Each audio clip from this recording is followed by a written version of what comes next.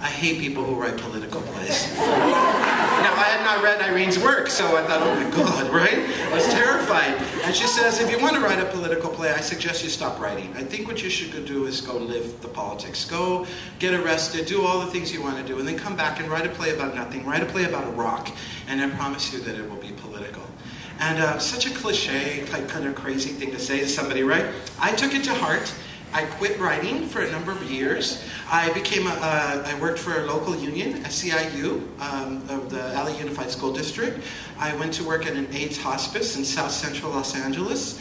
I taught rhythm to 5-year-olds at a dance studio. I did like a number of ridiculous things in search of my art. And of course, the whole time I was making art, but I didn't know I was doing that. It was the first gift that Irene gave me. The second gift that she gave me was that every time, in my early years when I was writing plays, every time I wrote a play, I thought, as a person of color, because I never really saw us on the major regional stages, is that I felt like I had to say everything in that play, because I was only going to get one chance, so I better throw it all in. And I had like 35 characters, and you know, every problem in the world was in there. And one day in a workshop, she said to me, I think that you're going to write more than one play. And if you think about it that way, and you see yourself over the course of a lifetime, that you will write 40, 50 plays, you should relax and just write. Another cliche, right? But it really made sense. And the minute I did that actor thing of lowering the center and doing all the wonderful conceptualization process and production and presentation, but thinking about conceptualization as the dreaming moment for myself, everything calmed down, and then I just started to write. And the plays started to get produced, and the work started to really take off. And so I feel like plays for me are these living, breathing organisms. And I wanted to say something about plays, because we don't talk about them very much other than as products after they're done. I really feel like for myself that a play really kind of comes into its own like third or fourth production.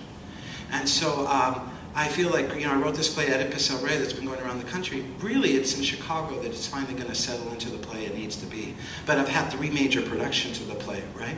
So I think that the play breathes, and it tells you what it needs, and you kind of have to sit with it, and it's like a great lover that you grow with, you know? And you can't rush that process, but you have to have experiences with that play.